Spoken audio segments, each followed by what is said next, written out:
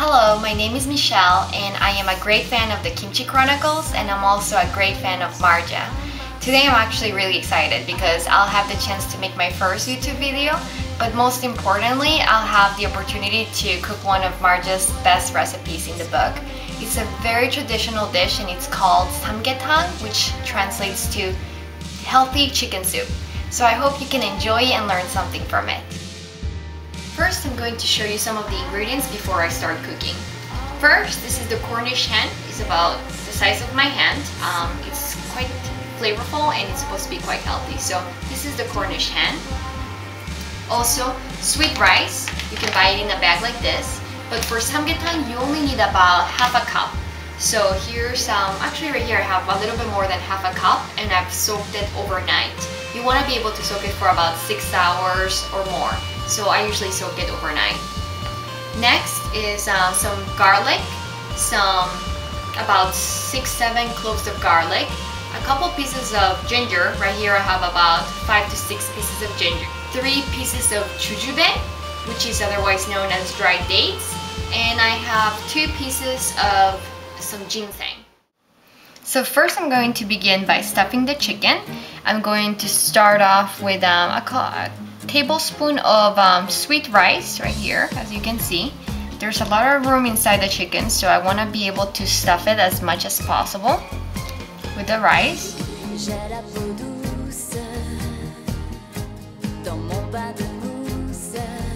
As soon as I feel like the chicken is quite stuffed, I want to be able to also make some room for the garlic, for the ginger, and for the ginseng. So I'm going to start off by putting the ginger.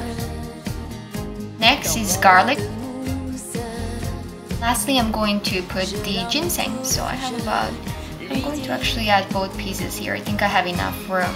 So this is how it looks. And I'm going to actually show you a technique so I can just close it and we can start cooking it. What I do is I have a sharp knife, and what I do is I just want to be able to make a hole here with the knife. I know this looks a little brutal, so just don't, I'm sorry for this violence. I'm basically making a hole in right here and right here, which are the 2 sides, right underneath the legs, the thighs. I have a thread, which is, of course, definitely thicker than just regular thread, and I use this to basically just plug it inside the hole and it goes through the other hole, and then I tie it all up with the thighs. Okay, so now here I've put the thread around and it's nice and tight, so a lot of the ingredients won't be getting out too much, so everything will be cooking inside of the little Cornish hen. Okay, so what I did here is I put in a pot full of water and I want to make sure that it's completely submerged underwater. It's time to add now the dried dates. We don't want to forget about those. And we want to be able to boil it for about 1.5 hours, but we want to check on the pot every 30 minutes whenever we get the chance.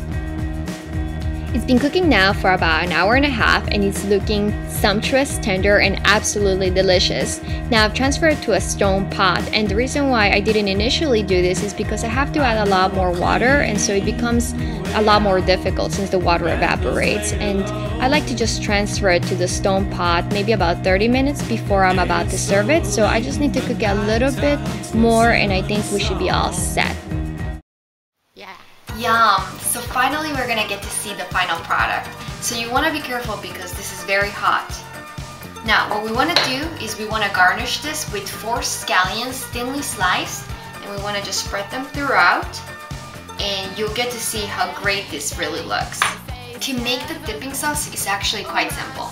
All you need is about a teaspoon of roasted sesame seeds. You want to put about a teaspoon of salt or so, a pinch of salt, and also a few grinds of black pepper, or usually I like to add just a little bit more than usual.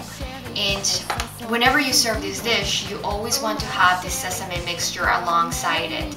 And I actually normally do not put any salt on this dish, but that's usually because I like to use this sesame mixture, and I like to just use as much as I like to for my own serving.